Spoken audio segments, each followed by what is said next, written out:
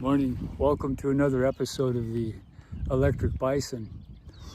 We're standing on a road, a short road that goes in to some stands that are on the Crow Reservation, on private property. But it's where people can see how the fight started when Custer came down Medicine Tail Coulee.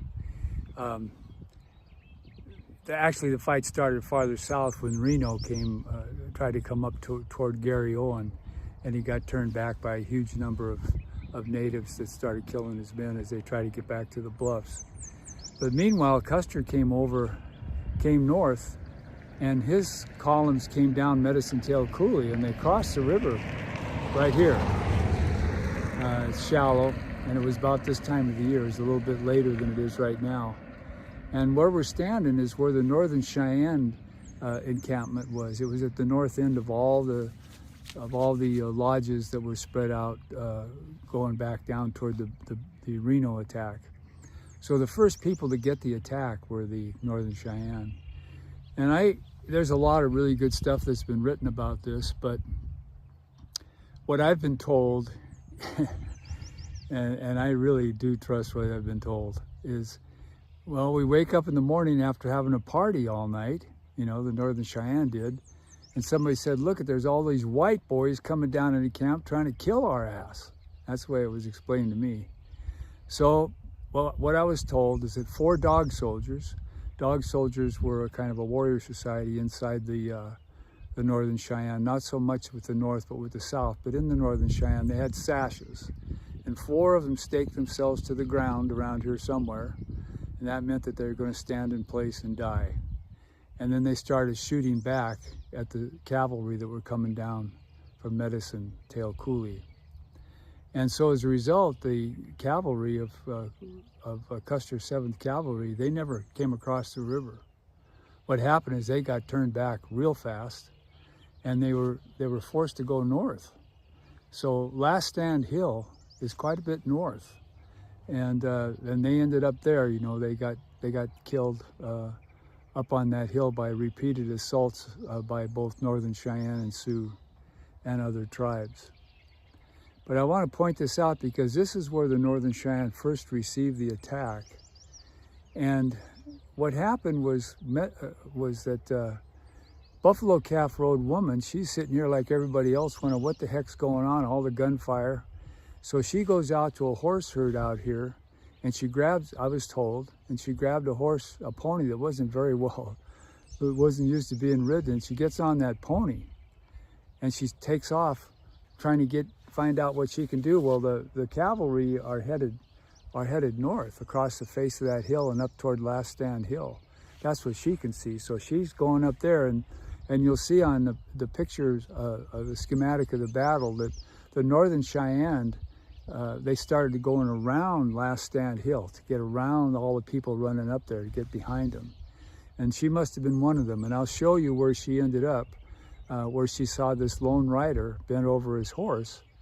He was headed, the Northern Cheyenne say, he was headed to Billings. He was leaned over his horse, and he had his hair cut, and he had his leather shirt rolled up on his saddlebag, and he was holding his chest because he'd been shot in the chest, probably down here somewhere.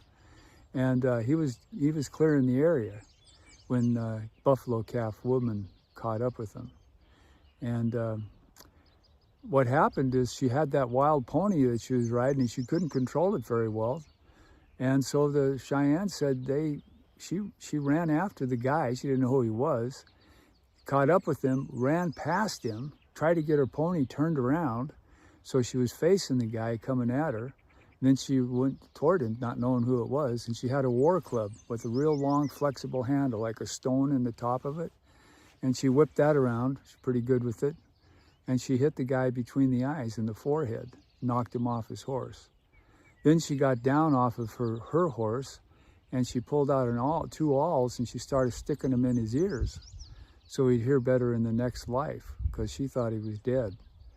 And just then some other Cheyenne came up, including a guy named Magpie, who was a Southern Cheyenne, and he had seen Custer when he lifted the tent flap for him to come into a lodge to make peace down on the Washita. And that's the incident where Custer emptied the sacred pipe on his boot. And so Magpie rode up behind her. She's getting ready to puncture this guy's eardrums. And Magpie said, "Don't touch him, he's dirty." And he said, that's long hair. And the Cheyenne feel that he cut his hair off because they knew that if he ran into the Cheyenne, they were laying for him, and they absolutely were. So Custer had 2 pistols on him. They were British pistols. They were called Bulldogs, and they've never been located. But there's other sources that say that later on in the battle, Buffalo Calf Road woman, she was riding around shooting people with a pistol. So my thinking is, since she was so close to this guy, she at least took his pistol, right, and some of his ammunition. When she was riding with her husband, Black Coyote. Black Coyote, he was going around shooting people, so maybe he had the other pistol. So that's what happened on that initial phase of the battle, according to the Northern Cheyenne. They kept that quiet for years, until 2005.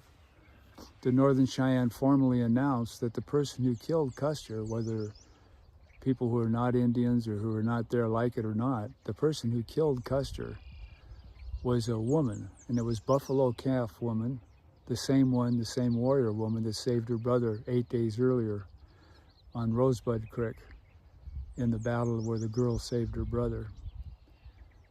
So I think it's really great that we can see how this all looked to the Cheyenne that were just trying to live peacefully here when they were attacked that day by so many cavalry.